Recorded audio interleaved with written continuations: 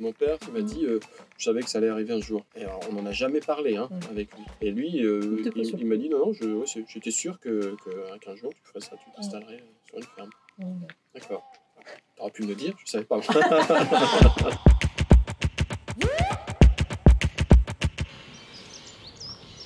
J'ai fait pas mal de petits boulots avant de bosser effectivement comme géologue. Sur les plateformes pétrolières, essentiellement en mer du Nord et en Russie.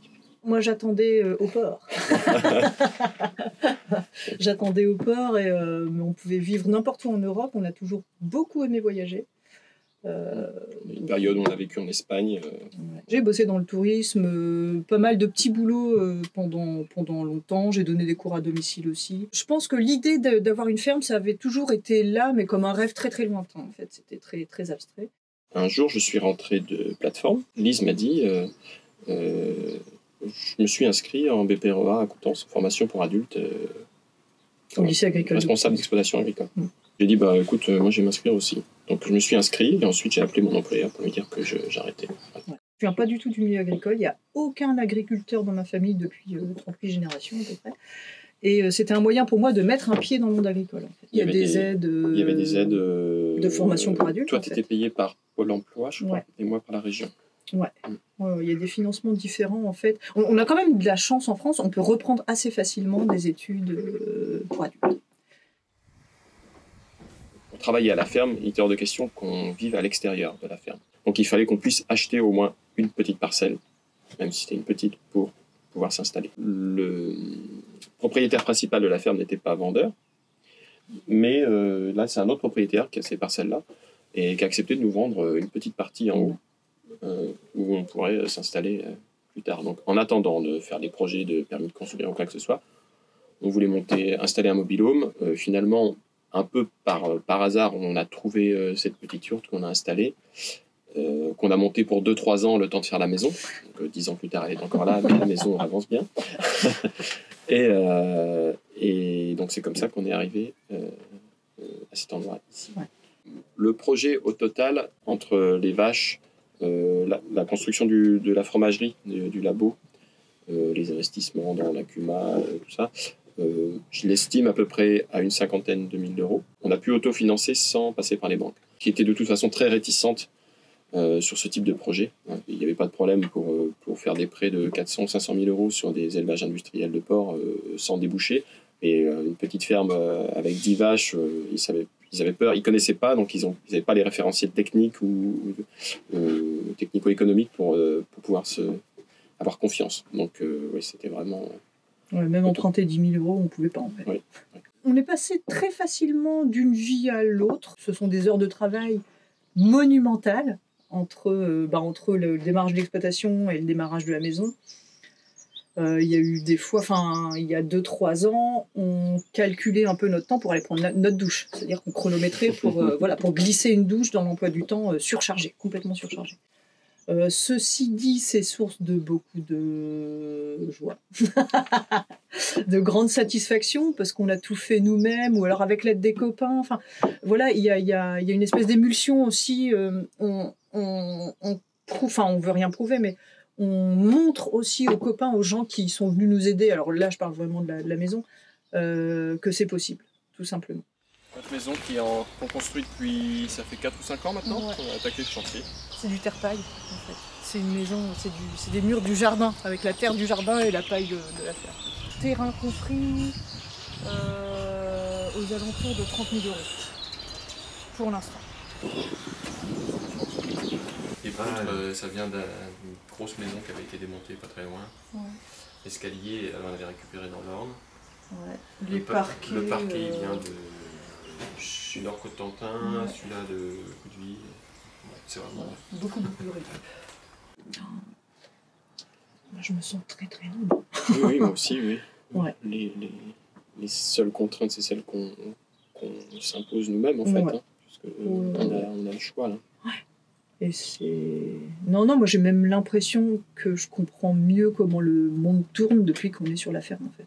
Je pense qu'avant, il me manquait beaucoup de choses, beaucoup d'éléments pour comprendre un peu la vie. Et là, depuis qu'on est à la ferme, je me sens vraiment les deux pieds ancrés chez moi. Souvent, dans les projets qui sont montés ou dans les envies des gens qu'on peut rencontrer, puisqu'il y a pas mal de gens qui passent nous voir pour voir comment on fonctionne avec l'idée de monter un projet collectif. Ils ont souvent des idées de monter un collectif à 5, 6, 7 personnes ensemble sur une ferme où ils vont parfois vivre ensemble, partager un bâtiment, manger tous les jours ensemble, bosser tous les jours ensemble. Et je dirais que dans plus de 90% des cas, ces projets-là vont à l'échec assez rapidement, à assez courte échéance, parce que humainement, c'est très difficile à vivre. Déjà 2 personnes qui vivent ensemble sur le même toit, c'est pas toujours simple, mais alors quand il y en a 6 ou 7, ça peut devenir très compliqué. Chacun a des attentes différentes, il y en a qui ont des enfants, il y en a qui veulent bosser plus, il y en a qui veulent bosser moins, et c'est quelque chose de très compliqué à mettre en place. Ce qui est intéressant dans la démarche ici au Bois-Landais, je trouve, c'est ce qu'on a mis en commun, c'est le strict minimum qui nous permet de fonctionner et qui est avantageux pour tout le monde. C'est-à-dire qu'on a mis en commun les terres. En gros, il y a un bail collectif, on s'est partagé les terres, on s'est partagé les bâtiments et le matériel agricole. Chacun trouve son intérêt à l'avoir collectivement. Et après, les autres choses qui peuvent se construire de façon collective se construisent après. C'est-à-dire que c'est à la demande ou au jour le jour, suivant les besoins de chacun, on peut s'aider ponctuellement sur certaines choses. Et il n'y a pas de grandes règles ou de grandes structures de mise en place qui imposent quelque chose. Voilà, on veut pas ça. Chacun peut garder son espace de liberté et je trouve que c'est un fonctionnement qui est intéressant. S'il y a des choses qui doivent se construire, elles se construisent ensuite, là où il y en a besoin. On a un tout petit troupeau parce qu'on transforme tout le lait. En fait, on n'a pas de laiterie du tout. Tout notre lait va à la transformation en fromage. Donc, on a un petit troupeau de 10-12 vaches. Parce qu'on valorise bien. Ouais. Je pense qu'on a remplacé un voyage géographique par un voyage complètement autre. Moi, je sais que c'est pendant cette période-là, ou juste avant, que je suis devenue pompier, parce que je savais qu'on allait rester sur place et qu'on n'allait plus voyager. Et pour moi, clairement, devenir pompier volontaire, c'était une autre sorte de voyage. C'était voyager au sein de ma population, là où j'ai grandi, là où voilà. Et voilà. Je pense qu'on remplace vraiment un voyage par un autre, quoi. On a du pot, c'est qu'on arrive à plutôt bien bosser ensemble. Ça le fait. Et puis moi, après ma volonté, je suis à mi-temps sur la ferme. Jusqu'à l'an dernier, je bossais à mi-temps ailleurs aussi, toujours dans le milieu agricole d'ailleurs. On a fondé avec des copains un magazine sur Granville qui s'appelle Antirouille. On appelle ça un fanzine parce que c'est fait que par des amateurs, il n'y a personne qui était professionnel là-dedans. Et c'est un petit magazine qui rassemble un agenda des événements culturels entre Avranches et Coutances, en gros, qui rassemble des textes faits par des gens de l'extérieur, etc. Donc, j'ai commencé à écrire, ça fait super longtemps que j'écris pour moi, mais j'ai commencé à avoir un public par ce magazine. Et comme j'ai vu que ça plaisait plutôt aux gens, j'avais plutôt des bons retours, je me suis dit, bon allez, je me lance. Et j'ai écrit un petit roman que j'ai sorti en auto-édition au mois de mai dernier. Alors c'est marrant parce que c'est aussi une sorte de déviation, puisque c'est l'histoire d'un adolescent qui va se trouver lui-même sa liberté avec ses propres petites armes. Voilà. Je continue à regarder tous les cailloux que je croise avec beaucoup d'intérêt.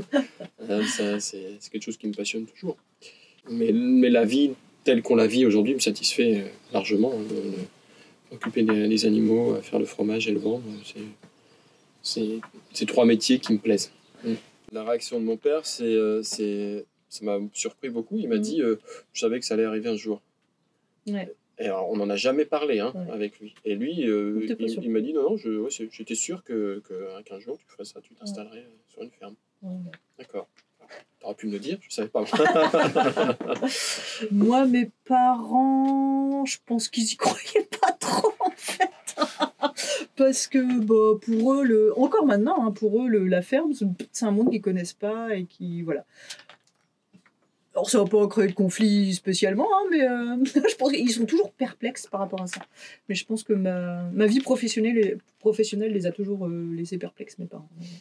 Voilà. Au début, ici, on se disait, oh, on va être agriculteur pendant 10 ans, après on changera. Ça fait 10 ans qu'on est là, ça nous plaît toujours. Donc voilà, je pense, tant qu'on est satisfait d'ici, il y aura... Après, on a toujours beaucoup fonctionné sur des opportunités. Ouais. C'est pas trop c'est pas ce que l'avenir nous réserve, on va dire, mais oui.